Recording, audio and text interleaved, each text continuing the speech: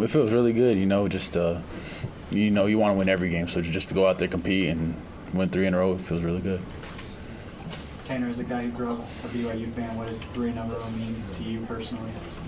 I mean, I've been a part of all 3 of those wins, so I mean, to be able to say, leaving this place, I never lost to Utah, I'll wear that with a lot of pride for the rest of my life. But just grateful for our coaches, all our teammates, best fans in the world too. Like, the atmosphere tonight was unreal. But yeah, as LJ said, just grateful to get another win and be one step closer to our goal. Tanner, there's nothing like the environment in a rivalry game. Can you kind of just describe your emotions? I mean, it was kind of back and forth there for a while. Was it as intense of a game as you've been in?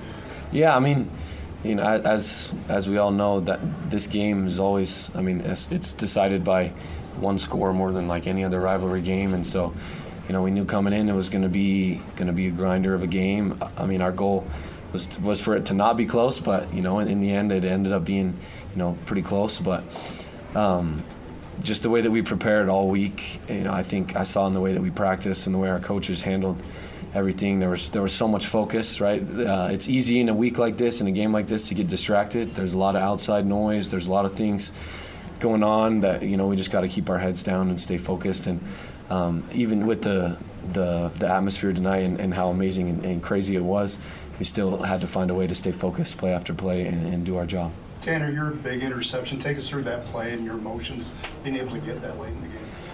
Yeah, I had read pass from the beginning. Looked like Dampier was trying to go to the boundary, and I can't tell if he was trying to go to the tight end, but I think Falatau was in pretty good coverage, so he pulled the ball down and went to his next read, and I thought he had number 13 down the field, and when he let it go, I knew I was just going to go get it.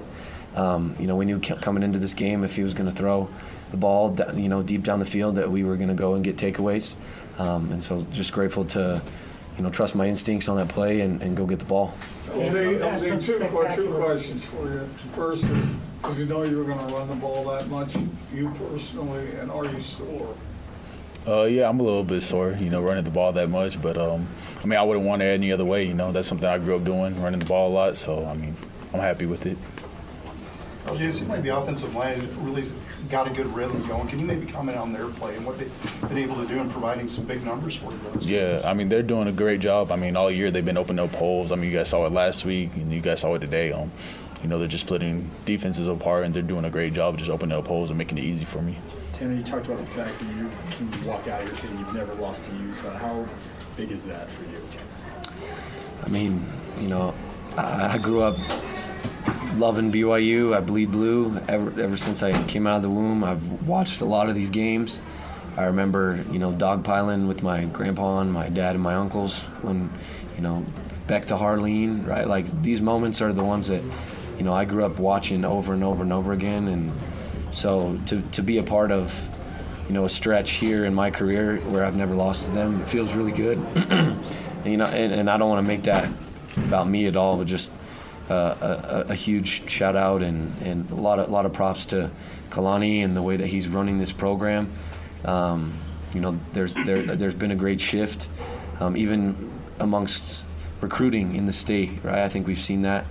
We continue to win on big recruits who are being recruited by both us and them, and I believe that this is the start of an even longer streak of wins for us in our program over them.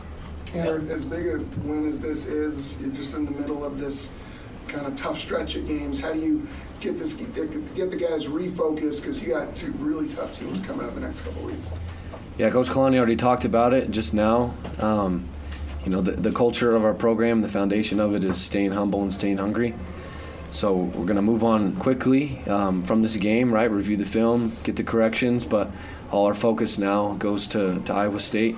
Last year, the Utah game was a little later in the year, emotional, crazy win. Coming off that win, we lost the next week, right? So we got to focus on, not riding this one too high, recovering this week, and really focus and prepare for a good Iowa State team on the road.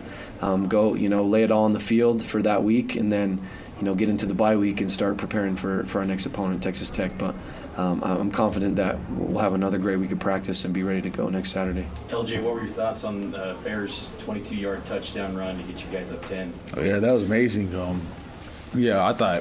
At first I thought my guy was going to get him, but, he made a play. He was able to hurdle and get away from my guy, and the rest was history. I mean, you saw him jump over a guy and then just carry everyone into the end zone, so I was really proud of him.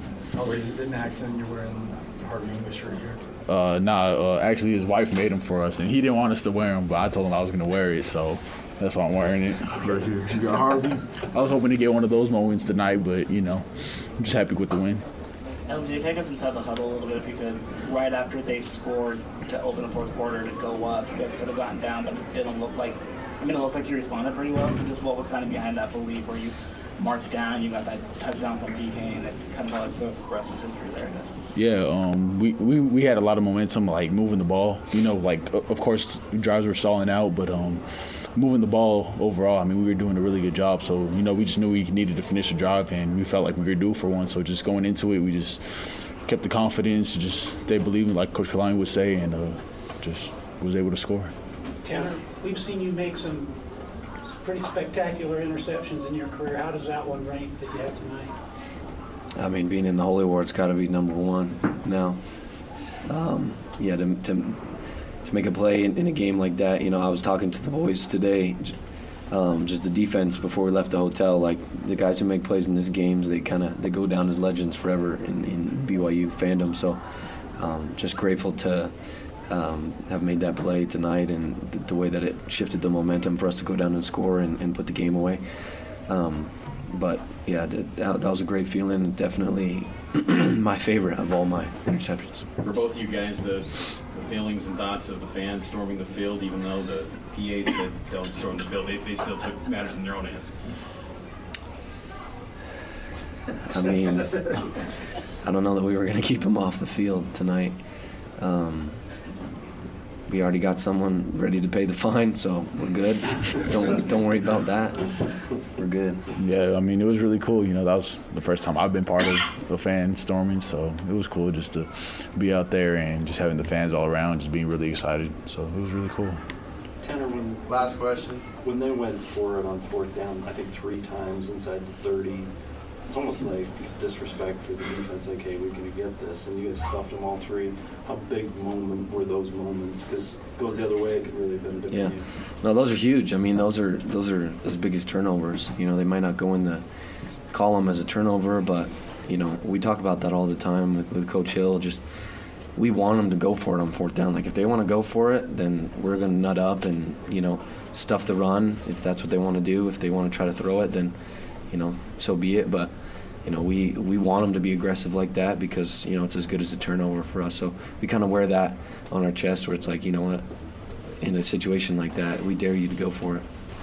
The 3-game winning streak, it hasn't happened since the early 90s, a long time ago for a lot of fans. How special is that for you guys as players to be able to provide that to fans, a new generation of fans that not many people have ever experienced in this lifetime? For me, I just want to win every game. So, it doesn't matter if it's Utah or if it's Sacramento or Portland State, it doesn't change for me. So I just want to keep on winning as much as we can. But, I know for guys like Tanner, the guys that grew up in this rivalry, it means a lot to them. So for us to be able to, have them leave and not having a loss to Utah, I think it means a lot to the guys on our team. Yeah, just a shout out too.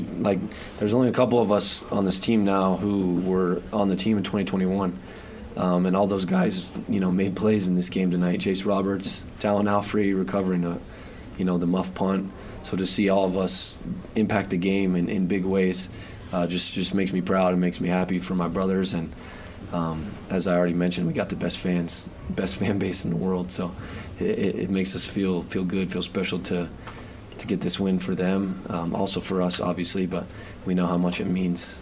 Yeah, no, I love it. I love the quote. People ask, what it's like to lose in the Holy War. And then you say, I guess I'll never know, right?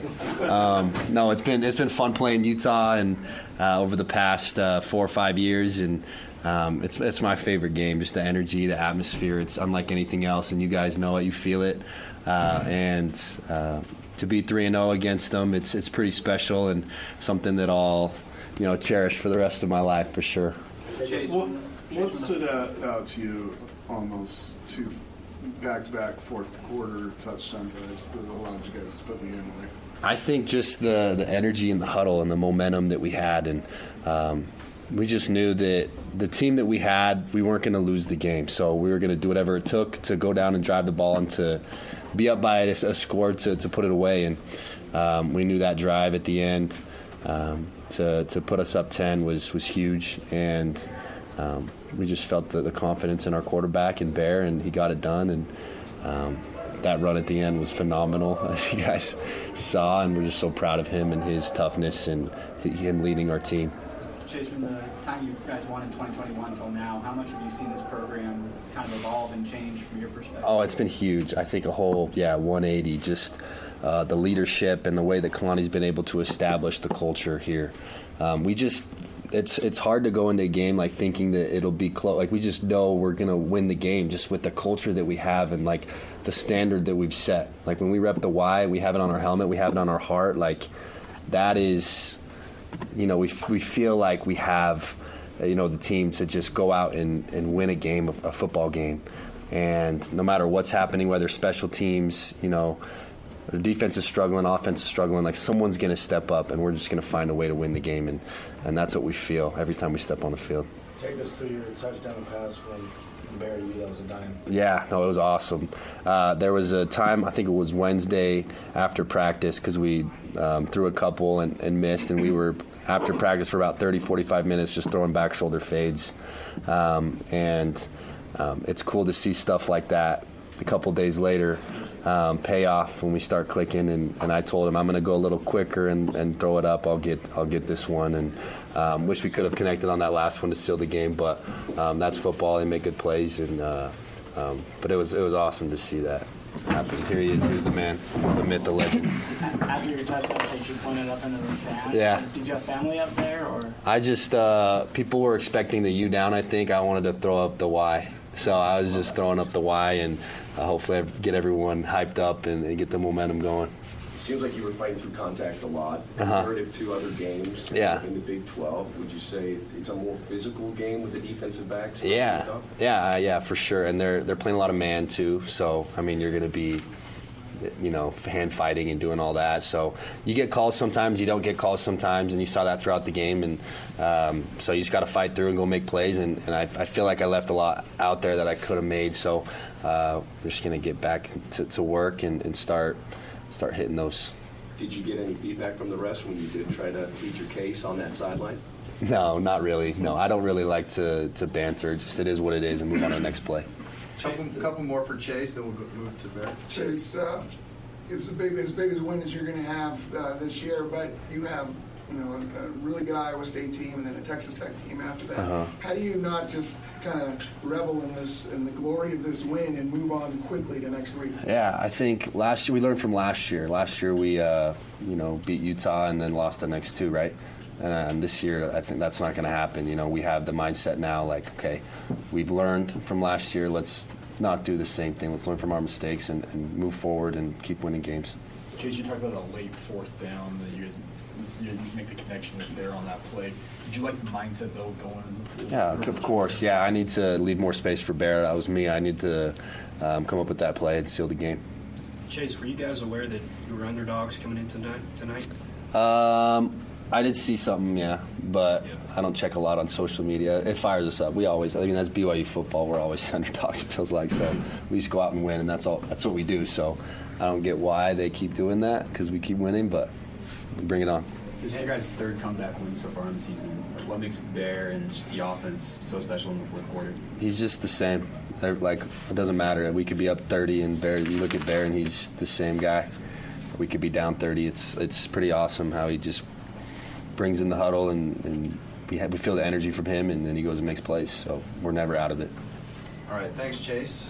Am I good to go? Yep, you're good. Okay. And then questions now for Bear. See you, Chase. See ya. Bear, what was your first rivalry experience like?